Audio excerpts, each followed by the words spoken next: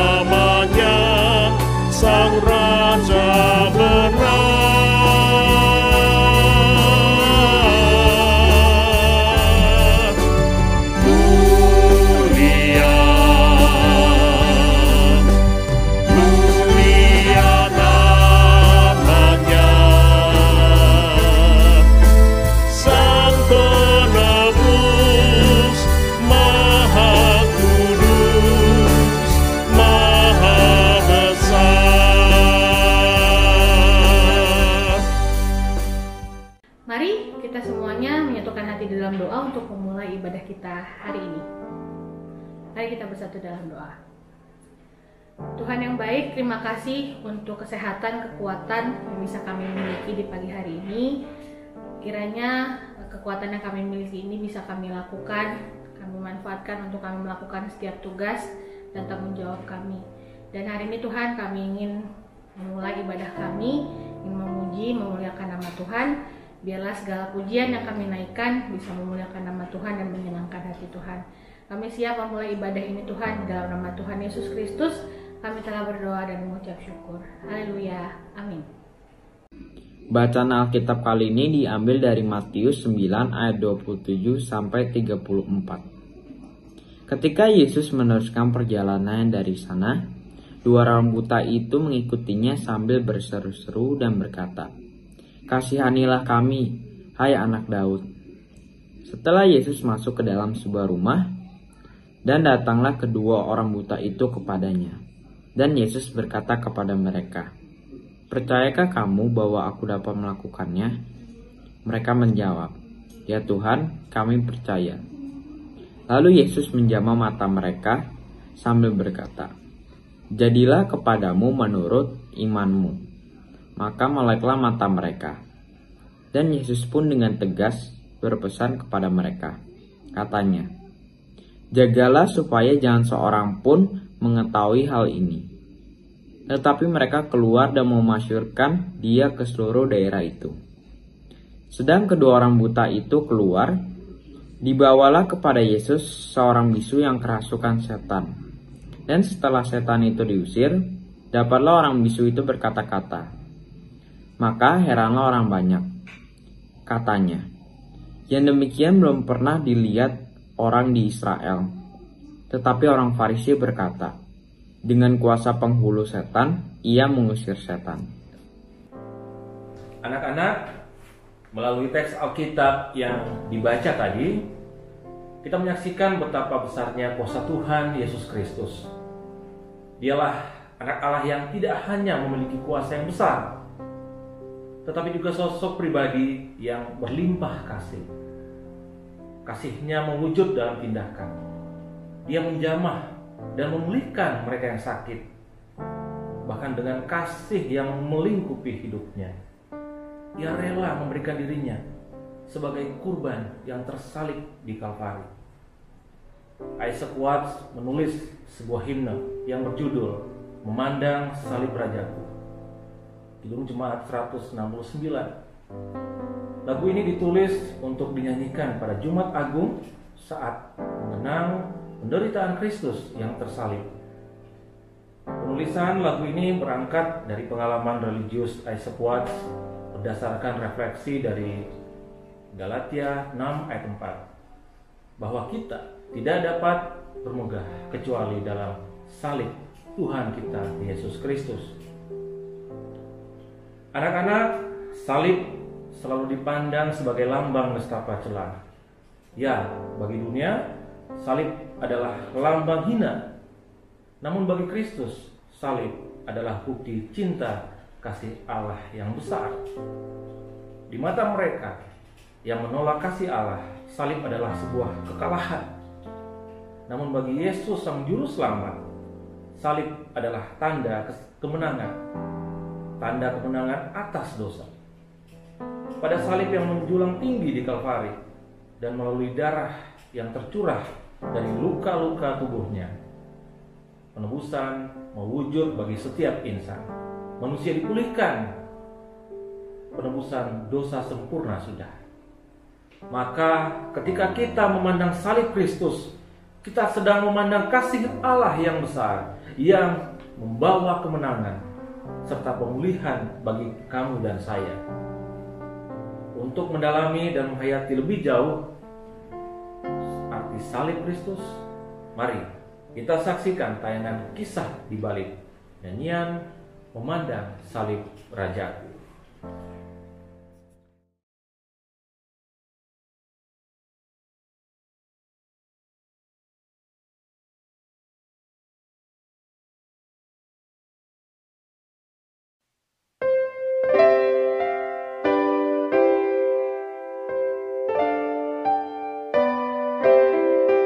Jika Fanny Crosby dikenal sebagai The Queen of Gospel Songwriters atau Ratu para penggubah nyanyian rohani, maka The Father atau The Godfather of English Hymnody atau Bapak Himne Inggris adalah Isaac Watts.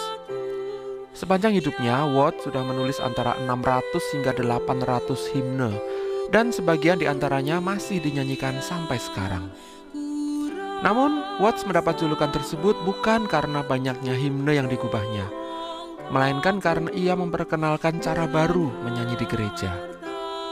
Pada waktu itu, sekitar abad ke-17, orang-orang hanya menyanyikan mazmur saja di gereja. Kemudian, Watts memperkenalkan himne yang berupa puisi-puisi yang berisi ungkapan perasaan yang lebih ekspresif. Tidak sepenuhnya berupa kutipan ayat Alkitab, namun tetap memiliki kedalaman teologis. Isaac Watts lahir di Southampton, Hampshire, Inggris pada tanggal 17 Juli 1674 sebagai anak pertama dari 9 anak seorang kepala sekolah yang juga bernama Isaac Watts. Sejak kecil, Isaac Watts muda sudah menunjukkan ketertarikan pada bahasa dan logika yang melebihi tingkat kematangan usianya. Pada umur 4 tahun, ia sudah mulai mempelajari bahasa Latin, kemudian Yunani dan Ibrani.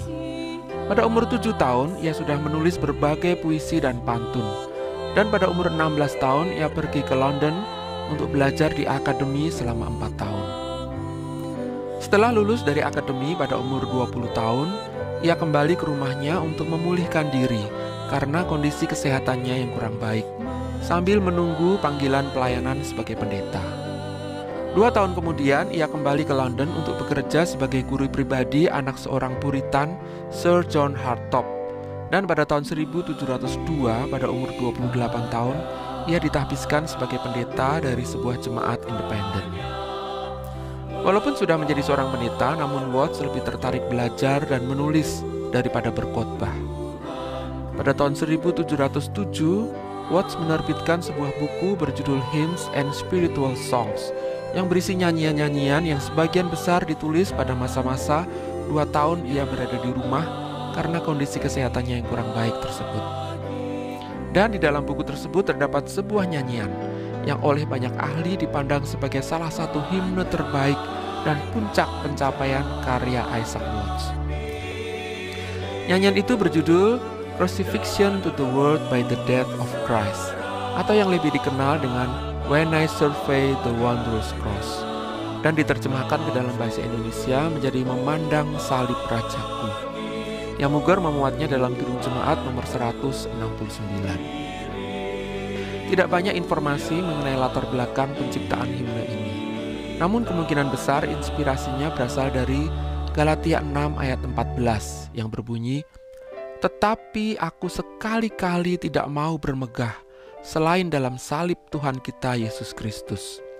Sebab olehnya dunia telah disalibkan bagiku dan aku bagi dunia." Yang dikutip dengan sangat jelas dalam bait kedua dan keempat himne ini. Baris-baris lainnya bukan merupakan kutipan langsung dari ayat-ayat Alkitab, namun seperti yang sudah saya sampaikan di awal tadi, memiliki kedalaman makna secara teologis dan merupakan ungkapan perasaan yang kuat. Dalam bait pertama, kita diajak merenungkan dan membayangkan salib yang disebut sebagai The Wondrous Cross, salib yang menakjubkan. Karena di atas salib itulah Yesus, Sang Raja Kemuliaan, mati untuk dunia. Dan di hadapan salib itu segala harta benda kita tidak ada harganya lagi, dan segala kebanggaan kita hancur lebur menjadi kehinaan. Perenungan mengenai perbandingan antara kemuliaan salib dan kehinaan dunia ini dilanjutkan dalam bait kedua, yang dibuka dengan penggalan pertama dari Galatia 6 ayat 14. "Tak boleh aku bermegah selain di dalam salib." Dan dilanjutkan dengan tekad untuk membuang segala kefanaan atau kenikmatan dunia yang seringkali menggoda kita dan mengorbankannya melalui darah Kristus yang kudus. Dalam bait ketiga terdapat gambaran yang sangat kuat dan indah mengenai perpaduan antara kasih dan kesedihan, love and sorrow, dan juga antara keilahian dan kemanusiaan Kristus di atas kayu salib. Dalam bahasa aslinya bait ini berbunyi, "See from his head, his hands, his feet, sorrow and love flow mingled down.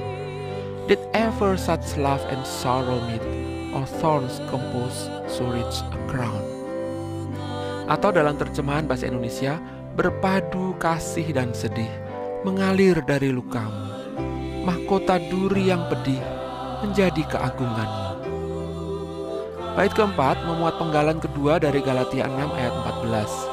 "Ku mati bagi dunia dan dunia mati bagiku." Yang sebelumnya diawali dengan gambaran pedih mengenai kematian Yesus di kayu salib yang berlumuran darah merah bagaikan jubah yang membalut tubuhnya. Uniknya dalam banyak naskah, bait keempat ini biasanya dihilangkan, bahkan oleh Isaac Watts sendiri. Kurang jelas apa alasannya, namun ada dugaan bahwa Watts ingin agar kita lebih memusatkan perhatian pada respon kita terhadap salib daripada gambaran mengenai salib itu sendiri. Dan itulah yang tepatnya terjadi di bait terakhir, yaitu bait kelima. Satu-satunya respon yang paling pantas terhadap pengorbanan Kristus di kayu salib adalah penyerahan diri kita yang sempurna. Love so amazing, so divine, demands my soul, my life, my all. Kini setelah kita melihat dan mendengar cerita di balik nyanyian Memandang Salib Rajaku, marilah kita menyanyikannya sambil merenungkan kebaikan Tuhan yang sungguh mengasihi kita.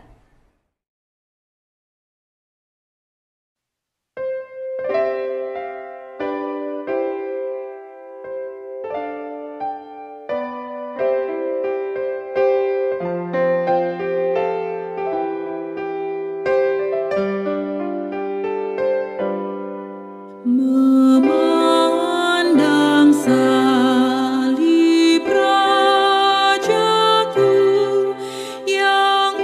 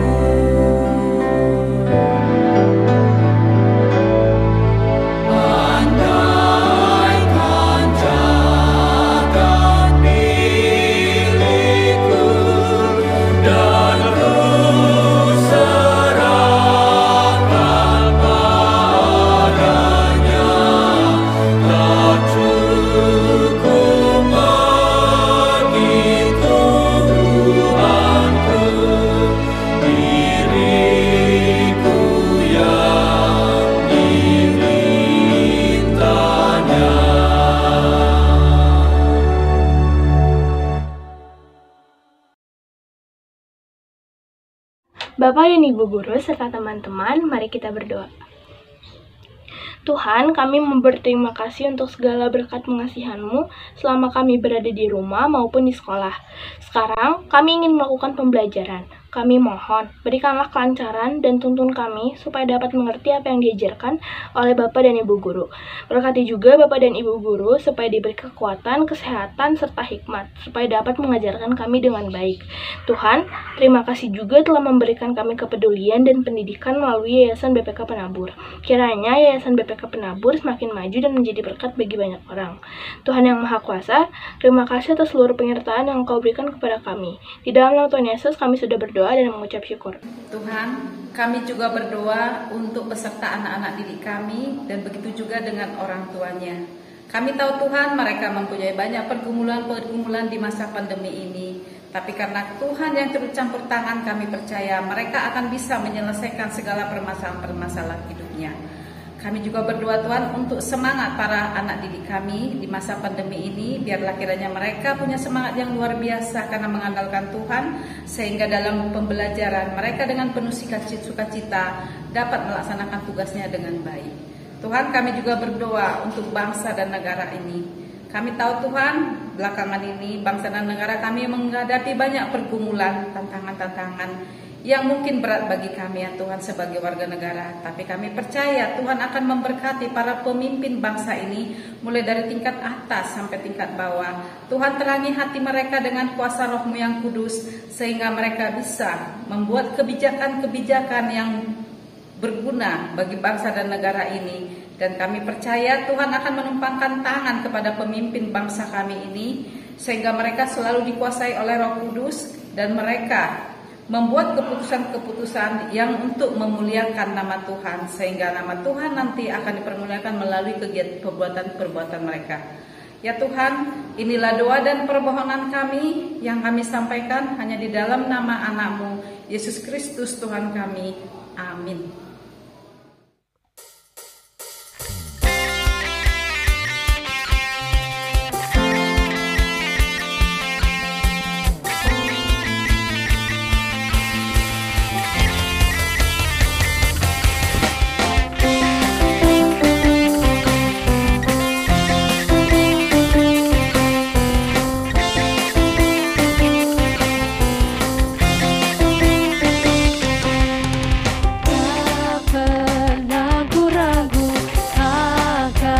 Kesetiaan-Mu Kau pegang hidupku sepenuh jiwaku. Ku yakin dan percaya Kau tuntun langkahku. Yesus, Kaulah Raja dalam hidupku, berkuasa berjaya untuk selamanya. Hanya Kau Tuhan, sumber kekuatan, kuasa-Mu tercurah bagiku senantiasa.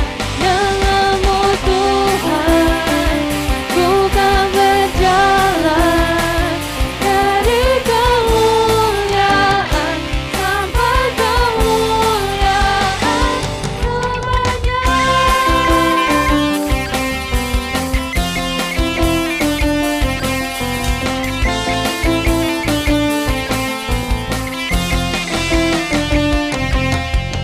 Tak pernah ku ragu akan kesetiaan-Mu, Kau pegang hidupku sepenuh jiwaku. Ku yakin dan percaya tuntun langkahku. Yesus, Kaulah Raja dalam hidupku, berkuasa berjaya untuk selamanya. Hanya Kau Tuhan, sumber kekuatan, kuasa-Mu tercurah bagiku senantiasa. Dengan-Mu Tuhan, ku kan berjalan dari kemuliaan sampai kemuliaan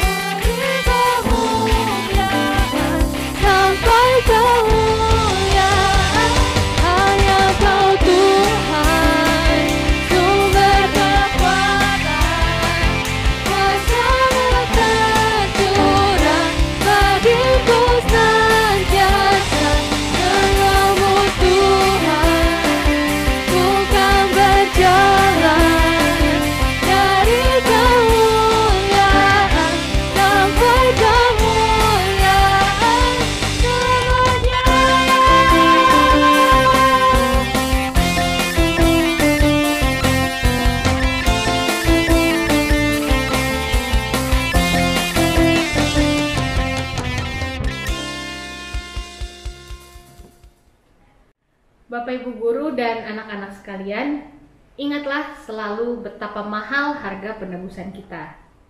Kita adalah orang-orang yang menerima anugerah keselamatan dari Allah. Penebusan Kristus telah membuktikan bahwa kita berharga. Kini jalanilah hidup sebagai pemenang iman, bawalah talenta kita dan hiduplah dalam firman-Nya.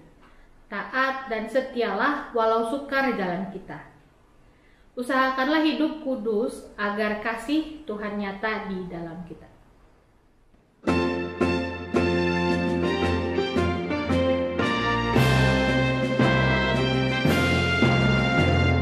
Kita sudah ditebus olehnya, kini layanilah muhalismu. Maju terus dan kibarkan panjinya, sambut rajamu. Mari bawa padanya segenap talentamu, serta hidup mengikuti firman-Nya.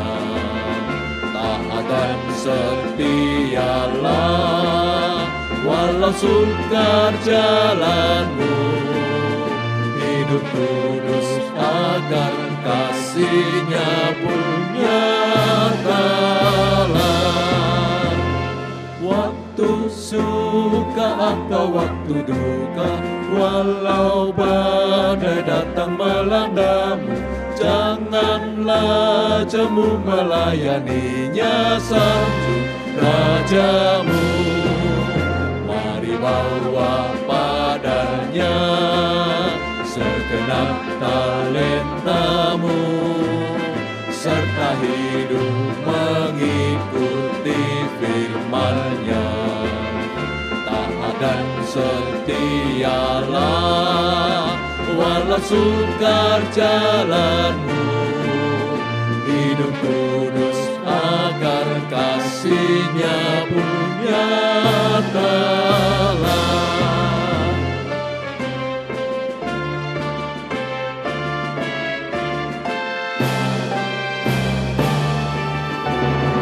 Dan layanilah dengan setia, jangan dosa sampai menghalangmu. Junjunglah terus kebenarannya, sanjung rajamu. Mari bawa padanya segenap talentamu, serta hidup mengikuti firman-Nya. Taat dan setialah walau sukar jalanmu, hidup kudus agar kasih-Nya pun nyatalah. Bapak Ibu guru serta siswa-siswi semuanya, marilah kita terima berkat dari Tuhan. Kiranya Bapa Sang Empunya Rahmat senantiasa memberkati kita dengan kasih dan kebaikan-Nya. Kiranya Kristus Sang Putra Kudus memberikan kedamaian dalam hati kita dan pikiran kita. Dan kiranya kuasa Roh Kudus membimbing serta meneguhkan kita untuk menapaki perjalanan hidup dalam kebenaran-Nya. Amin.